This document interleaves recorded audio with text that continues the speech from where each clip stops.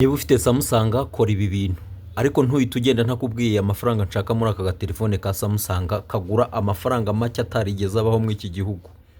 Gira gutya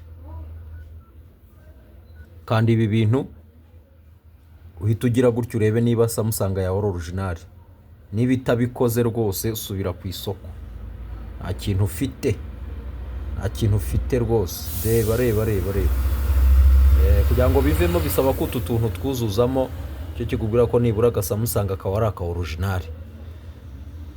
Abibonye Samsung yawe nawe ni original ra mbwira wandikamo gutya bikemera. Ngaho mpamagara nimero yanjye ni 0781189448 nkaguhera 30 byonyine. Twagiye ni mu mpamagare ndagaho wa mbere sinjya ntinda. Naga Samsung karihuta kameze neza ni gatoya. Charging na charge ya LG. Twagiye ni 30 mpamagara mite nkaguha.